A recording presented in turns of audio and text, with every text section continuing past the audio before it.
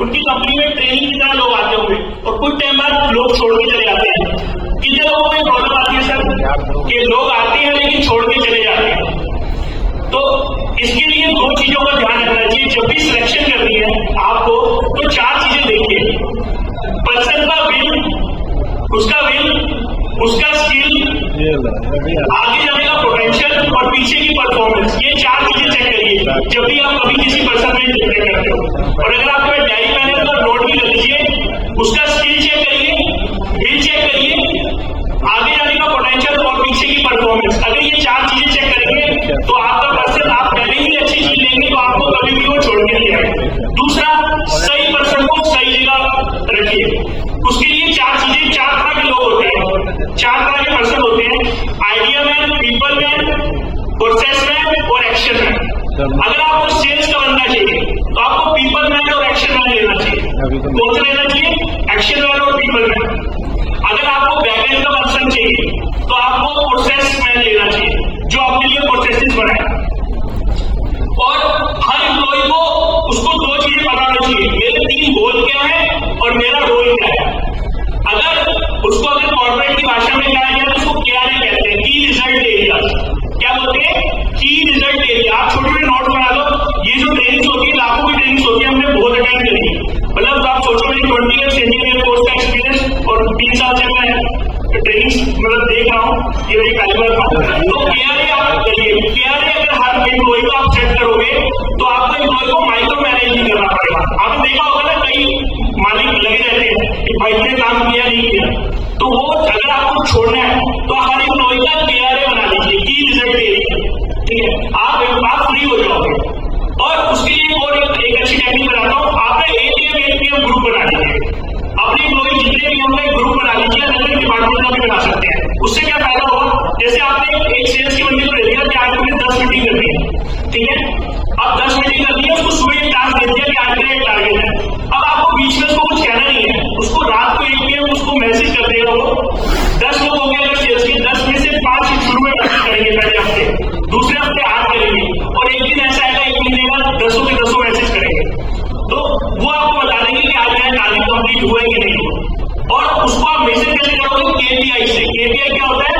की performance indicator. मतलब एक तो एम्प्लॉय जो काम कर रहा है लेकिन उसको मेजर कैसे करोगे? उसको मेजर करोगे की परफॉर्मेंस इंडिकेटर से, मतलब उसको स्कोर कार्ड कि वो काम कैसा कर रहा है। उसको हमने मतलब आपने महीने का सेल्समैन को टारगेट दिया था कि तुम्हें 20 सेल्स करनी है, तो वो उसका स्कोर बोर्ड क्या चल रहा है।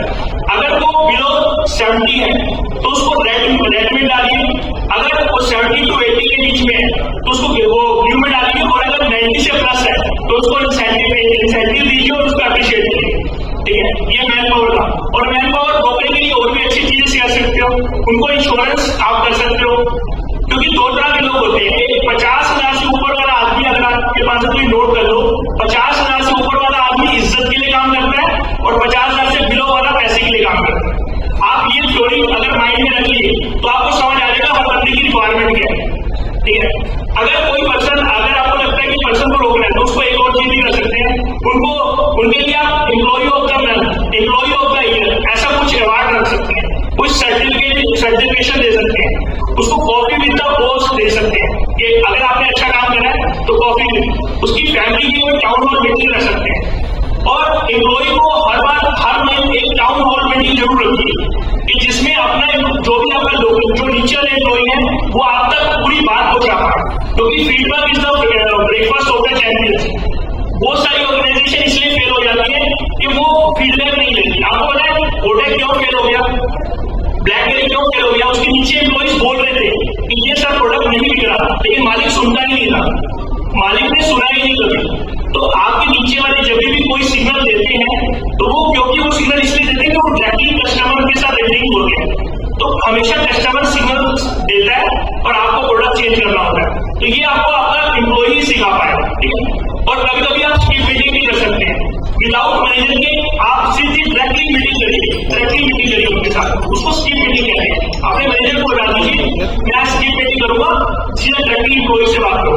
ठीक है, उसके साथ उनको जैसे ब्लू कॉलर जॉब्स होती है जो 10-15 हजार के लोग होते हैं, वो सैलरी तो अपना हक मांगते हैं, तो उनके साथ आप क्या कर सकते हैं, उनको 2,000-1,500 का राशन दीजिए।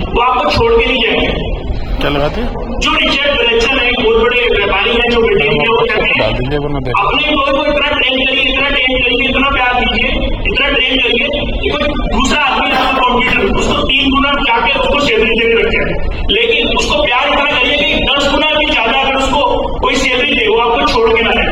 रिचर्ड ब्रैंसन कहते हैं। तो आप अगर, क्योंकि बिजनेस आर लॉजिकल था, but the people are emotional.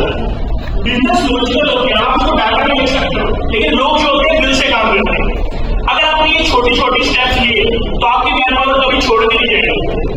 ऐसे ऐसे स्टेप्स लीजिए। उसके साथ साथ आप टेक्नोलॉजी को अडॉप्ट करिए। देखिए आज चाइना क्यों आ गया, क्योंकि चाइना इसलिए आ गया क्योंकि वो उसने स्पेशल इकोनॉमिक जोन बना रखे, जैसे सबने बताया आपको 1 डिस्ट्रिक्ट 1 प्रोडक्ट, ये सब चाइना ऑलरेडी 30 साल 40 साल पहले कर चुका है। तो आप लोग भी क्या कर सकते हैं, आपने सब लोगों ने सिर्फ CRM होता है, ERP होता है। ERP किसको पता है? Enterprise resource planning. अगर नहीं पता तो प्लीज लिख लीजिएगा। ERP बहुत बड़ा टूल है। आप में से ऐसे लोग होते हैं जिनकी इन्वेंट्री ब्लॉक हो जाती है। कौन सा ऐसा आप में है जिसकी इन्वेंट्री ब्लॉक होती है? जिसकी भी इन्वेंट्री ब्लॉक हो जाती है ना, वो ERP यूज करे। उसमें 3 चीजें देखें, एक चीज अप्लाई करें, उसको कहते हैं FSN एनालिसिस। क्या कहते हैं? FSN analysis. फास्ट मूविंग जो भी आपके प्रोडक्ट्स होते हैं उनको 80% रखिए अपनी इन्वेंट्री में, स्लो मूविंग को 15% रखिए और 5% को आप सबसे कम रखिए। जैसे कि आप कपड़े